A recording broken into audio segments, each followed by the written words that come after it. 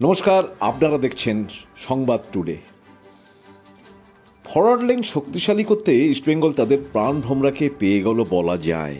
তাই এই ভিডিও মূলত সেই প্রাণভোমরাকে নিয়েই। তিনি Spanish right winger ইয়াগো Phalke Silva.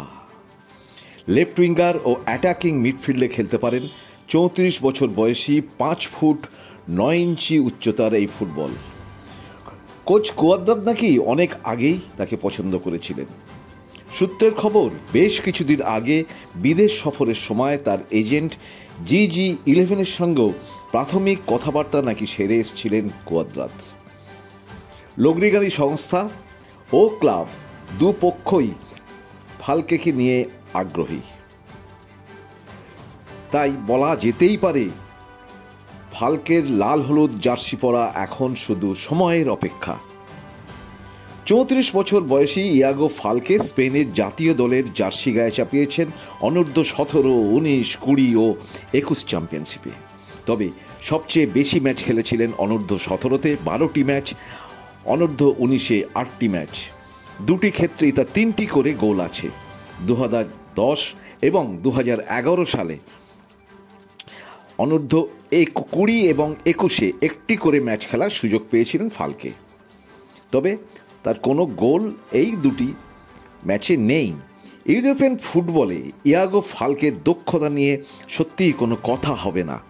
Right উইঙ্গারের footballer হলেও দুপায়ে গোলার মতো শট, দারুণ ভালো ডজ এবং সেট পিসেও এই ফুটবলার অনেকবারই গোল করেছেন, এটা দেখা গেছে। ইতালির সিরি এ লিগে সবচেয়ে বেশি 177টি ম্যাচ খেলেছেন। লা লিগ 2-এ 54টি ম্যাচ খেলেছেন।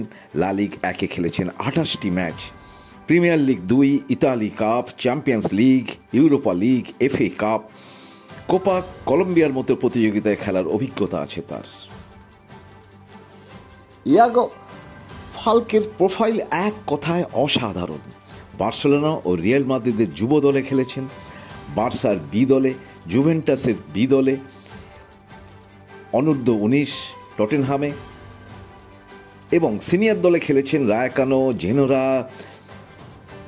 সেরিনাতে এবং তারপরে 2022-এর 23শে জানুয়ারি থেকে চলতি বছরের 31শে আগস্ট পর্যন্ত সিডি আমেরিকাতে ছিলেন। এখন ফ্রি প্লেয়ার। এই সময়ের মধ্যেই তার পায়ের টিবিয়া ভাঙে। বলতেই পারেন টিবিয়াটা কি?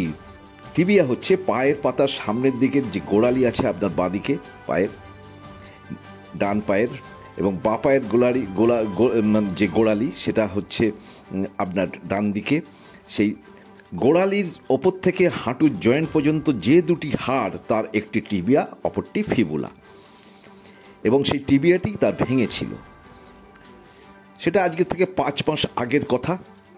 তাই ফালকে চোট মুক্ত কিনা আমাদের অজানা। তিনি চোটমুক্ত হলে নিঃসন্দেহে ইস্টবেঙ্গল একজন সম্পদকে পাচ্ছে। আশা করা যায় কোচ কার্লোস যখন পছন্দ করেছেন তখন আমরা নিশ্চিন্ত হতেই পারি। অন্যদিকে সিভারিও তোরোর কলিঙ্গ সুপার কাপে জায়গা হয়নি। 21 জন ফুটবলারকে রেজিস্টার করালেও তাতে তার নাম নেই।